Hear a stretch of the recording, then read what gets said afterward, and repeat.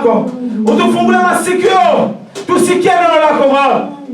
Kazi yote ya giza, plan ya shetani ya kubadilisha mianchiko, ya kukontradiri neno la Mungu kwa wakati hii, tunekarisha kimya katika jina la Bwana wetu Yesu Kristo. Wafu wako Mungu, ni wakati yako ya kusema. Wewe utasema kwa maisha yetu, juu ya kunyorosha maisha yetu, juu ya kutupatia njia ya kwenda mbele, juu ya kutupatia njia ya kukuona siku tarudi.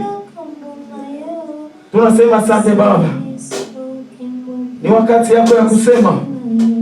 Sema kwetu na tubarikiwe siku ya leo, katika jina la Bwana wetu Yesu Kristo. Amen. Amen. Amen. Amen. Sema amen bien. Tuko wamingi. Haleluya. Amen. Tuko wamingi na mumule mote wao tushakala na malaika bekwa. Haleluya. Tosha susi. Mwenye maisha yako ni Mungu. Mungu ndiye anajua maisha yako, haina mtu. Haleluya. Amen. Ile unaona nguvu kwa Mungu iko fasili. Amen. Na kuna kwa wakati ile sasa utaona mambo nguvu, ujue kwamba Mungu yuko pembeni yako. Wakati utaona vita, ujue kwamba sema Mungu yuko pembeni yako. Haleluya. Amen. Vita, mambo ya nguvu inafuata kama watoto ya Mungu. Ujue kuna Mungu mzima. Piga mikono katika jina la Yesu. Afurahia. Piga kwa kelele.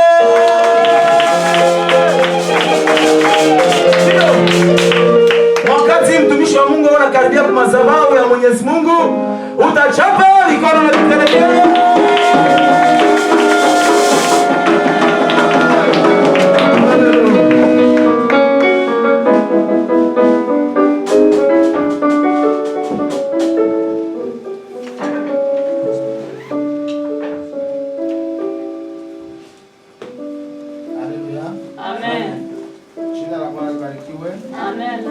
Tujisikie kuwa na furaha mara tena, maana tuko mbele ya uso wa Mungu. Kama vile jinsi anavyosema mchungaji, hatuko wadogo, tuko wengi sana. Na wa malaika wanajaa mahali hapa. Maana Biblia inasema ya kwamba mahali wawili ama watatu wanapokusanyika kwa jina la Mungu, na Mungu ni katikati yao. Na sisi tuko hapa zaidi ya watu wawili ama watu watatu. Tunaamini tuko pamoja na wa malaika wa Mungu. Ndio maana nilikuwa ninaambia mchungaji, unajua katika nchi ambayo tuko ndani ni nchi nzuri sana na inakuwa na sheria zake, na ni vigumu sisi wanadamu kugeuza sheria za hii nchi, ni mpaka kumuomba Mungu. Hapa ni katika udongo ambao unakauka. Kutia mbegu ni lazima utie na mbolea. Amen. Amen. Ndio maana kama unaona tuko watu 10 kanisani, watu 12, 13, 14, 15, 16, 100, ushukuru tu Mungu. Hata tukiwa wawili ama watatu, mshukuru Mungu, maana hiyo ndio mpango wa Mungu. Na kama Mungu aliandaa hii kazi, itafika kiwango cha watu 1000, itafika tu kwa muda wa Mungu.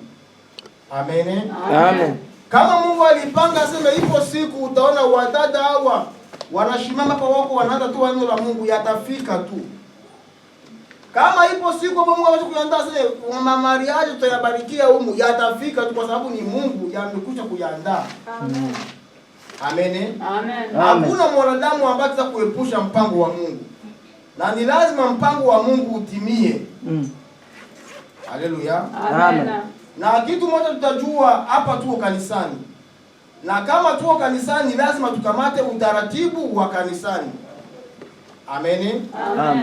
Hatuko mkaraoke ama hatuko mravintola. Hapana, tuko mkanisa la Mungu.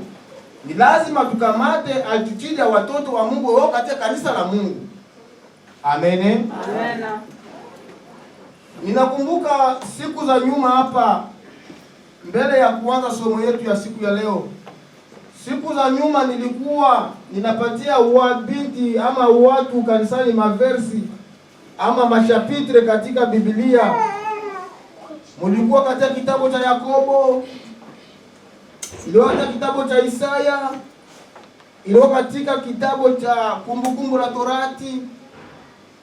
Nitapenda nijue kama tuko nasoma vile vitabu au hatuvisomi, ili tuendelee na programu yetu ya ibada ya siku ya leo. Amen. Amen. Kwa sababu tulivipana vyote. Sote tulivipana. Ninaanza hapa kwa dada Joro. Sijui verse ya kwanza ambayo nilitaka ile siku ilikuwa katika kitabu gani?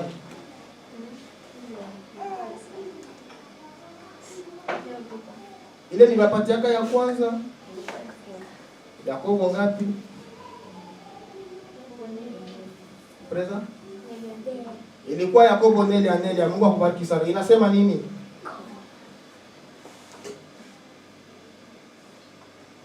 Mungu akubariki sana kwa sababu unaenda vizuri. Kwa Yakobo neli aneli ama Yakobo ine. Inasema nini? Basi Mungu akubariki sana kwa sababu niko katika hatua nzuri. Inasema nini Yakobo ine? Ndio.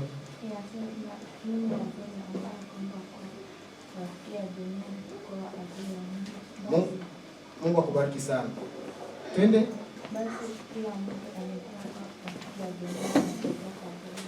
Mungu akubariki sana. Amen. Amen.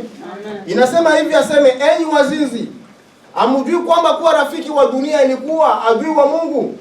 Na mtu akipenda dunia, kumpenda Mungu hakumo ndani mwake. Amen. Amen. Utaweza sema ya kwamba tutachukia dunia na tuko mdunia. Ndio, dunia ni nzuri ambayo Mungu alitupatia, lakini dunia nayo inapotesha walio wengi sana. Mungu atusaidie sana. Twende pale ndugu Wili. Tukasema ya pili ile siku ya pili tuko kwa maombi, tulipata ile verse mbili, tupate moyo mzile mbili. Isaya 29 sema vikusi vya sei sema Hiyo moja tu inatosha. Okay, inasema nini? Bwana angali anaweza kupatikana, mnitie angali yeye ni karibu, tatafiri msingi, asili mtu mbaya ache njia yake, mtu asiye haki ache mafikiri yake, na arudi kwa Bwana. Amen. Amen. Amen. Amen. Mungu awabariki sana. Amen. Kumbe mko mnafanya kazi ya Mungu. Kumbe maverse ambayo tuko hapana haiko napita bure. Amen. Amen. Mungu awabariki sana. Leo haiko tu yako friend. Leo tena ni mstari hivi, kesho tena tunafikiria pale. Twende hapa dada.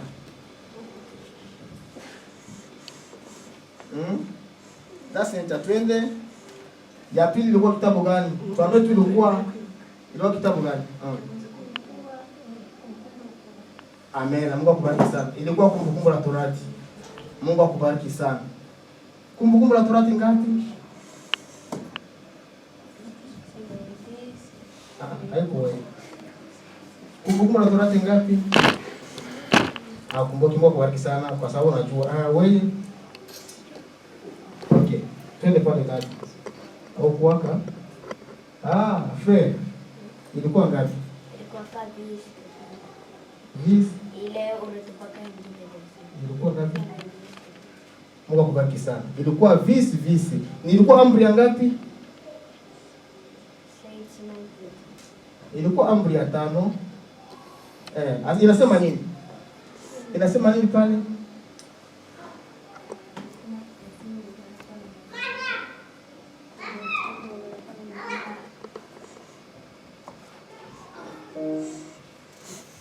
Nani atakusaidia pale?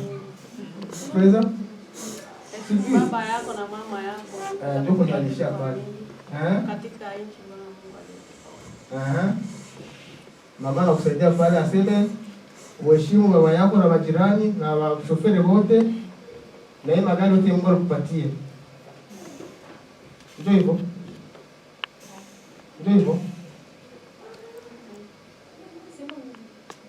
Hapana, haiko hivyo. Mungu akubariki sana. Amen. Mama alikusaidia pale. Mungu akubariki sana.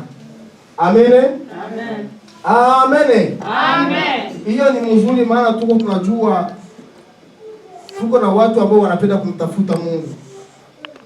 Kumtafuta Mungu haiko tu kuja kanisani kuhubiri ama kuimba, hata kusoma maandishi matakatifu ni kufanya kazi ya Mungu sana. Amen. Amen. Kusoma maandishi matakatifu ni kufanya kazi ya Mungu na inampendeza Mungu sana. nilikuwa na somo ambalo nilikuwa napenda tuzungumze leo, inaosema kuhusu kwa nini watu wanaoanaka na watu wanaolewaka. Na niko na ingine somo pia nasema ufalme wa Mungu umekaribia. Sasa sijui kama tufundishe tuzungumzie somo gani. Hii mwani ya kufundisha lakini ingine ya kuzungumza.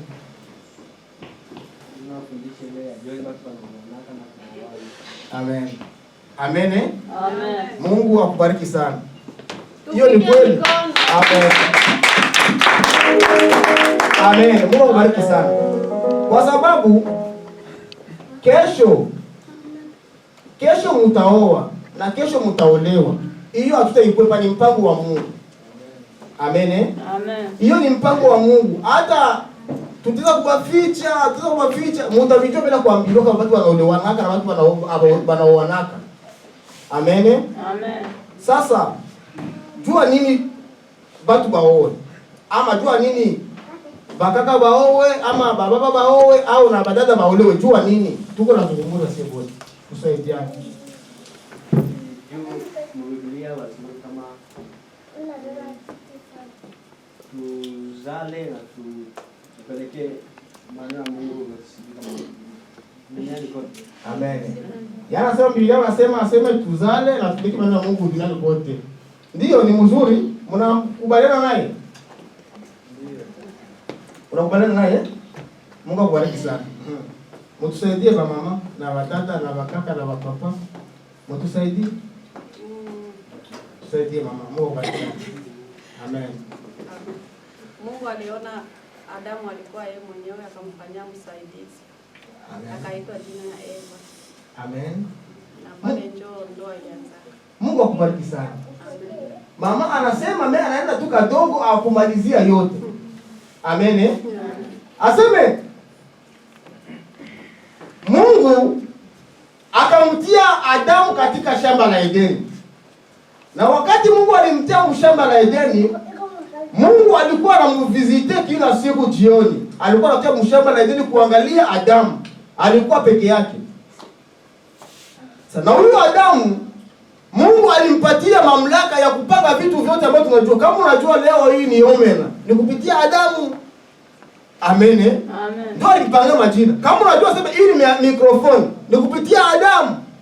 Kama unajua hii ni kiti, ni kupitia Adamu. Kama unajua leo wewe uko mtu, ni kupitia Adamu. Vitu vyote ambavyo tunaviishi ni kupitia Adamu. Amen. Amen. Kitu moja ambao watu wanatumaka wanaoa na kuoana ni hiki. Ni kupitia njia mama alisema pale. Ndio inatumaka watu waoe na kuoana. Nitafasiri tamzuri, tusome hata Biblia. Tufuate Biblia si wote pole pole ndio tutafasiri tamzuri sasa. Amen. Amen. Sema Kiswahili baba, hapana kusili. Ndio amen. Tutapakazia mzuri kwa sababu tutapa-explica mzuri tukisoma Biblia. Msomaji Biblia tukamatie Mwanzo 2:19 hadi 24. Mwanzo 2. Genèse 2. 19 à 24. Genèse 2, verset 19.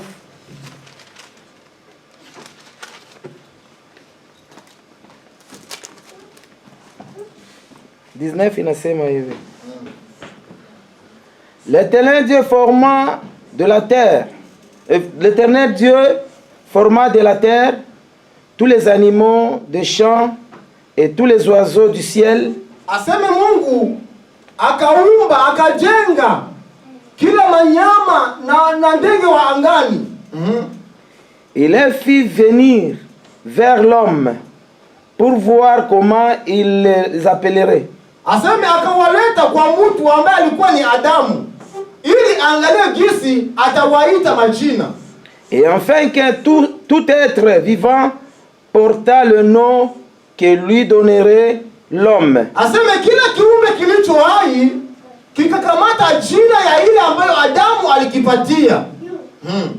Et l'homme donna le nom à tous les bétails, aux oiseaux du ciel, et tous les animaux des champs, mais pour l'homme, il ne trouva point d'idée semblable à lui. Aseme Mungu huyu Adamu akapatia kila kitu majina, lakini aliona hakuna mwingine ambaye yuko sawa sawa na yeye. Aliona manyama, aliona mandege, aliona miti, lakini hakuona mtu mwingine ambaye yuko sawa sawa na yeye. Ikakuwa kama vile stress kwake. Ikakuwa kama vile mtu ambaye aenei. Ikakuwa kama vile mtu ambaye anakosa kitu kingine, kwa sababu ingelikuwa kulikuwa mwingine mwanaume ambaye alikuwa pale, angekuwa anazungumza naye. Kungelikuwa hata mwingine mpatika alikuwa pale, angekuwa anaishi nao huko na saidiana wanazungumza, baadaye kuna kule. Tushuke mtumishi. Et alors l'Éternel Dieu fit tomber au profond sommeil. Aseme Mungu akampatia huyu Adamu usingizi mzito. Qu'il dormit, il prit une de ses côtes et reforma la chair à la place. Amen. Amen. Aseme katika usingizi ule ambao ulikuwa ndani, Mungu akatoa ubavu wake umoja, Et l'Éternel Dieu forma une femme. Aseme sasa Mungu akamuumbia mwanamke. Et de la côté qu'il avait prise. Kwa ile mbavu ambayo alitoa kwenye mwili wake. Et l'amena vers l'homme. Akaitoa kwa mwanaume. Et l'homme dit, voici cette fois.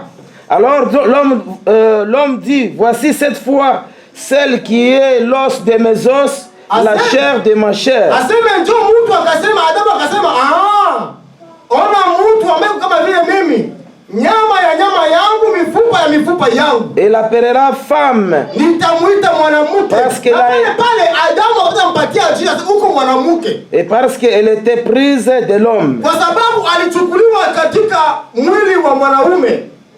Amen. Amen. Amen. Amen. Mtu wakati watu wawili wanaoana kwa sababu ya kuaccomplire, ya kueneana. Kwa sababu kama mtu kwa yeye peke ndani ya nyumba ama katika nyumba yake ama katika maisha na iko peke yake, anakuwa bado hajaenea. Sero Biblia zinasema. Haiko mie. Sero maandishi matakatifu. Hajaenea. Je, hiyo ni kweli ama ni bongo? Ni kweli. Amen. Amen. Hajaenea. Lakini huyu Adamu wakati walimtoa mfupa akatoa katika usema, huyu nitamuita mwanamke. Maana alikuwa katika shamba la Edeni, alikuwa mpweke. Na huyu mwanamke ni msaidizi ambaye Mungu alimpatia. Shaba ya mtu kuoa ama kuolewa ni kwa sababu ya kujaccomplire, kujeneza. Haleluya. Amen. Tuko pamoja watu wa Mungu. Amen. Tuko pamoja? Ndio. Ni kwa sababu ya kujieneza. Ndio maana nikasema acha tuzungumze haya maneno ya Mungu ili kesho yatusaidie katika maisha ambayo tunayaishi. Kwa wadada kama vile kwa wakaka, kwa wababa kama vile kwa wamama. Maana huko hata wababa mbona wanapenda kuoa. Wanapenda kuwekale tu basingo tu. Na wengine wa mama nao wanapenda kuolewa ni malojiki tu. Anapenda tuishi vile vile. Lakini mpango wa Mungu ni mwanamke aolewe na mwanaume. Na wakati wanaolewa wanakuwa mwili mmoja. Haleluya. Amen. Sijui Biblia inasema vile. Na wakati wanaolewa wanakuwa mwili mmoja. Unajua mtu mmoja akaniambia ase tunaoaka jua tuzale watoto. Nikamwambia hapana. Nikakatala. Akaniambia sasa hapana. Ndio vile nieleweshe mzuri, niambia ndio vile hapana, sasa kuelewesha. Hatuwaki ndio watoto. Tunaoaka ndio accomplire, kujeneza. Amen. Amen. Sijui tunakubaliana hapo?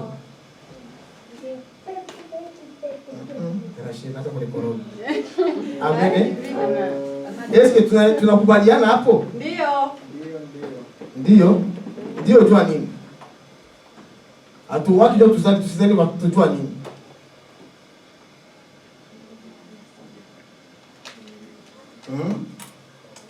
Munisaidie. Batoto wanapeaka tu nyuma. Amen. Mungu akubariki sana. Na wewe ndugu? Nataka niseme kama tunawaka juu kujiuliza na pia kuzula watoto juu ni batoto sasa tunakao baraka kutoka kwa Mungu. Mungu akubariki sana. Hapo ndio nasema mzuri. Hapo ndio nasema mzuri. Hapo ndio nasema mzuri. Ni baraka kutoka kwa Mungu. Wakati unapooa, unapofanya ndoa yako leo, unaenda munyumba.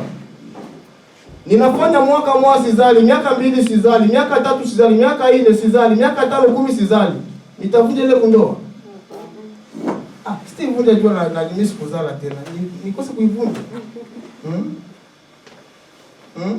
Amen. Amen. Watoto ni baraka ambayo Mungu anatupatiaka. Tunapofanya engagement, mimi na dada hapa tunafanya engagement, haiko kwa ajili ya watoto. Ni kwa ajili kwanza nijieneze. Kwa sababu ni mtu ambaye kutoka mbavu yangu ili niwe naye pamoja. Tusaidiane katika hali ya maisha. Kushauriana, kusaidiana katika njia hii na ile. Hiyo ndio mpango wa Mungu, kufanya watu wakue pamoja. Ni kwa ajili ya kusaidiana. Mungu aturumie sana. Na Mungu atusaidie sana. Amen. Haleluya. Amen. Watu wanaoana kwa sababu ya kujieleza. Watoto ni baraka toka kwa Mungu. Na ile baraka Mungu akubariki, atakubariki kuja watoto wasikuje. Sasa je, kama watoto wakuje, utakuja ile kunyumba? Hapana.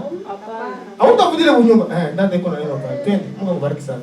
Sasa kama ni njia ya dini, kwa kama mtu ambao utasikia banaanza kumkulia, hii mwezi unapita, mwaka au zale njia ni sasa ni njia ni vile mnakuya kama kuoa ni njia ya kujenesha mweba wewe. Mungu akubariki sana. Ni mzuri sana. Barani wanakuyaka vile? Bantu pia mama kwa familia. Mama ya familia anakuyaka vile. Mama mumsaidia kwanza kule, mimi nashindwa hapo sasa mwanangu. Mtamsaidia kwanza. Hapa tuko tunazungumza juu ya nini mtu anapasha kuoa wala kuoana. Ndio. Kitu ya kwanza yenye mtu anapasha kufuata ni kupenda kujieneza kwanza, msaidiane nyewe bawili. Amen. Kuzala itakuwa nyuma. Ndio. Kosa kuzala mwaka mmoja, mwaka 2, mwaka 3, sila tunaenda kutunziwa. Ndio. Tunaona tushakuwa sheba wili kwa tushaanza maisha. Sasa tunakosewa basi tungekuwa na watoto. Haya, mnaona kama biendeke simuenda kwa mganga. Ndio. Lakini bale banakuwa tu basaidizi watakia kubakuta mfamilia, lakini ni mwe bawili kwanza ndio wenyewe mlifanya ni mliungana. Amen. Mungu akubariki sana mama. Unapata jibu ya mzuri pale? Amen. Amen. Na yeye defati mtezo wana bibi na bwana. Jona kwa sana sema na Mungu sema familia mamambre ya familia ya bwana tuseme tu bibi yako sasa lakini ngumu. Kumbe huko mtoto wenu mwanaume ndio kuna problem. Sasa mtaka kule kompyuta papa wewe ya uzalaki ni kosa yako. Hauwezi patia mwanamke mimba. Hata kule tu na sababu nyingine. Hapana. Ni huyu mwanamke ndio mbaya. Lakini misio ya Mungu ni watu wakwe pamoja. Kisha ile baraka itakuja na itakuja nyuma. Na kama ikuli yote ni amina. Kwa sababu wakati ile baraka kama ikuli mnavunja ile kunyumba. Je, mnafanya dhambi ama mfanyi dhambi? Anafanya dhambi. Mnafanya dhambi. Kwa sababu mlinepa mbele ya Mungu kitu ambacho watenganisha ni kifo. Haiko watoto. Haleluya. Amen. Haiko watoto watatutenga bunyumba kwetu mimi na mke wangu. Mimi hapa na mama tu aseme ndio watoto ni makosa ndio sasa bunyumba bunaisha. Jina la Bwana libarikiwe. Amen. Na haya tunayazungumza, tunapata fursa kuyazungumza kwa sababu ni hivyo Mungu aliyapenda tuandae. Ama tuandae katika safari ambayo tunakuwa ndani. Maana miaka 5 ilipita, miaka 12 itafika kwa muda ambao mtajiangaje mafamilia zenu. Na katika familia zenu mjue kwanza ni mume na mke ndio wanakuwaka bakteria principal. Hatuwezi fuata mambo ya familia. Kwa sababu sikuolewa na familia yako yote. Niliolewa na mama mkwe. Niliolewa na baba mkwe. Niliolewa na bashemeki na bashangazi. Hapa niliolewa na bwana yangu, nilimpenda na akanipenda. ili tutimize maandishi matakatifu. Sasa ile ya kuzala batasema kule na mimi niko na enjoy na bwana yangu ila baona kule. Amen. Amen. Sijui unaelewa frere wewe. Haleluya. Amen. Haleluya. Kuna swali. Pale wanasema ba enjoy. Sasa na wanaume wengine wenyewe wanakuwa vile vile. Kama anaona awazali anakuwa na chanjo bila presio. Mbona uzali? Mimi yangu mimi sitaweza hiyo, bora tuachane tu. Ngalapo akisema kwetu wanaanza nisumbua. Nikienda kwa mama kila siku bibi yako alikuwa tuna mimba. Sasa wanaume nao wengine wanataka mimba wanachagua na kwa mwanamke azale anakuwa ujache bibi. Na zaidi wanaume nao na wakabila kwa sasa nikubuko itu hapa. Wanaume nao wanakuwa kabisa. Utasema watakusikia, mama wako wanakusikia, watakureponda. Mimi sitakuwa na reponda. Yao watakureponda. Mama msaidie kwa. Mama msaidie kwa. Ni juu ya watu kusipo kuelewa weneni. Juu kuzaa ni Mungu, ni baraka za Mungu. Mungu akipana baraka mnazaa. Unazaa. Na kama anachikatalia yake basi kunaisha mnaisha. Tunawaonaka wenyewe anakufa tu bila hata mtoto tena anafanya banazeeka wote wawili. Na mwingine atatoka kwa huyu bwana huyu nyumba ya kuzaa. Aenda tunakudia azali. Anataka taanza kutena azali. Sasa ule ndio tutamfanya aje? Mama msaidie kwa. Sasa tu ni baraka ya Mungu. Toka kwa Mungu. Karibu mama msaidie. Asante. Naweza kuongezea kidogo pale Nyanza alikuwa anasema. Wala ile nye papa yetu alikuwa hata kusema mbali. Mimi niko na dada yangu aliolewaka. Ndio. Akazala mtoto. Kwanza mimba ya kwanza ikatoka. Kisha mwaka mmoja akabeba nyingine akazala mtoto. Ule mtoto alianza miaka 15 na dada yangu azalake tena. Uniambie ile mwaka yote ile tangia ile mwaka alizala ule mtoto mpaka mwaka 15. Bwana alipata masumango kwa familia, dada yangu alipata masumango kwa familia, wakasema baachane. Ndoa ikaisha. Siku dada yangu alitoka huko, anaenda kubakia kwetu. Kuikala tu na mtu mmoja hivi mimi. Kenza kula kuzaa. Kenza huko nyuma kuzala. Kuzalaka. Anaenda huko tu aeneza hata mwaka nishi. Rafiki tu, tena alikuwa soda Alikuwa kapiteni hapo. Mimba. Huyu shemeke yangu alibaki haka huku. Hii miaka ule dada yangu kisha ile mimba akapata sasa bwana sasa. Akazala naye watoto hapa wawili. Na huyu bwana tangu aliachanaka. Inakuwa leo duza. Bwana alishawa mara 4 azalaki. Sasa kosa hiyo. Unaipatia nani? Baraka ipatika bibi. Baraka wanaipatika bibi kumbi ni ya bwana. Ni ya bwana. Lakini ndio sasa kosa nyingine ikalaka mafamilia mingi na mafamilia. Shie kawaida shie wanadamu tunaonaka tu mwanamke njoo mgumba. Lakini hauwezi kujua kama mwanaume na wewe unaweza kuwa mgumba wala mwanaume unaweza na wewe kugonjwa sababu ni magonjwa inaweza ikafikie. Lakini lazima ni kwenda kwa hospitali mwende kuangaliliwa huko kama nani mgonjwa na mwiko mgonjwa anatunziwa. Banaume mingi bakubali yake ile maneno. Si unajua na si tu sema wanaume ya Afrika tuko wapomo. Zaidi njoo hii. Hatuwezi kubali. Waafrikani wapomo. Yeye ndio alioa. Mimi ndio naona ndio kuna magonjwa haya. Niliolewa mimi. Mimi nilikuoa. Unajua mtu magombe ngapi? Ile ndio usiseme Afrika. Na ndio maana tuko tunazungumza maneno ya Mungu ili kesho tusaidie. Mila yetu sisi wa Afrika ni mila nzuri. Hata wandugu ambao tunaishi nao wanaipendaka, lakini kuikamata ni vigumu sana. Amen. Watu wanabadilika pole pole pamoja jinsi Mungu yuko na mipango ya Mungu ni mengi katika miaka yatenda nabadilika. Kwa hiyo kuoa na kuoana ni kujieneza sawa sawa na mpango wa Mungu. Na wakati watu wanaoana wanakuwa mtu huyu umoja ama wanakuwa kitu hiki kimoja. Kwa sababu Mungu ndio anawaunganisha.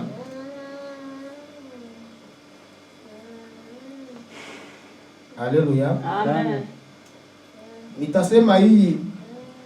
Nitasema hii wa munisame kadogo. tulikuwa naongea siku moja na watu wa moja, tuko tunasema habari ya nani ya sanga. Najua wajui sanga watoto. Mshaelewa vile mwenye. Amen. Sasa tukasema hivi, wakati mtu yuko na mabibi baine batano, ile sanga iko yake yako. Kama mojuu ile basi. Naona tukasema watu. Amen. Amen. Okay, mtajua. Mama unajua? Mama unajua? Tunajua. Sasa tukasema hivi, haleluya. Amen. Ona sio watoto na macho sasa sio. Amen. Amen. Hilo tukasema hivi, kwa sababu gani mtu kama yuko na wake wanne? Wote si wake. Na wote watazana pamoja, watoka wako mamimba na watangaliana na kutakuwa problem. Lakini achakuwa wa nje analeta enda kule nje, ule wa nje akikuja ona hapa anakufa. Jua nini? Tulibebana hapo na watu wamekaambia hapana. Kuna waka aliasi na Mungu anawaka anafunga watu. Wale wake wanne ni wake ambao Mungu ashamfunga nao, ni wake. Na ndio maana hakuwezi kuwa mikrobi ambayo itawatakia watu wote tena. Kwa sababu ni kitu ambacho Mungu aisha kukifunga. Amen. Hiyo amujua lakini haiko yenu. Twende Biblia inasema katika Mathayo 5:28.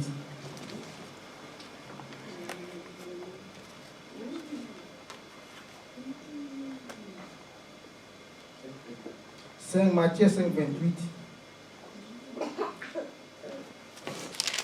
Matthieu 5:28. Mais moi je vous dis que quiconque regarde une femme pour la convoiture a déjà commis un adultère. Amen. Avec elle dans son cœur. Unajua?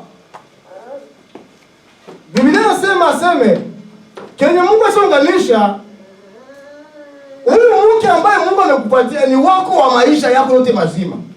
Sasa ukiona mwingine mke nje, ukimwona tu kwa macho ya kutamani, unafanya dhambi deja. Sio Biblia. Kwa sababu Mungu anacho kufunga na mwanamke mwingine. Na mwingine ambaye utakamatana naye kukuingia kwa barabara, ukimuona tu kwa macho ya kutamani, unafanya dhambi directement mbele ya macho ya Mungu. Ndio maana katika maisha ya unyumba, katika maisha ya kuona kwa wana, mtu anaolewaka mara moja na mwanaume anaowaka mara moja. Amen. Amen. Mwanamke anaolewaka mara moja na mwanaume anaowaka mara moja. Usitie mafikiri yako aseme nitume kwanza hapa leo nitatoka, kesho nitaenda hapa, na kesho nitaenda hapa. Havikuwaki. Mpango wa Mungu haiko vile. Mpango wa Mungu mkiona leo ni mpaka wa maisha yote mazima. Amen. Amen. Ni maisha yote, ela mayeru yote ni hivyo hivyo. Hiyo ndio mpango ya kuoana. Na hii mpango ya kuoana haiko kwetu sisi, haiko kwanza leo. Ilianza bado Mungu. Mungu ndio alianza kuiandaa na kuyaplanify. Ili watu waishi pamoja. Watu waishi kwa amani. Watu waishi kwa furaha. Na wakati mnakuwa pamoja, mnakuwa mwili mmoja, hakuna siri tena. Hakutakuwa siri ya mume na siri ya mke. Na waza ni hivyo wa mama ambao wametutangulia katika hiyo kazi. Ndio, nawaza ni hivyo mama. Papa. Nawaza si ni hivyo. Kuna siri ya papa na ya mama kweli? Sijui kama utakuwa kusiri, niko nakapanga kama mimi nakafichika kama bibi yangu ajuaki. Na bibi nako na kike wanawake ajuaki, sijui mama bila kwa kweli. Alikuwa binaleta shida. Mungu bariki sana. Amen. Amen. Aseme ukianza vile binaleta shida kwa sababu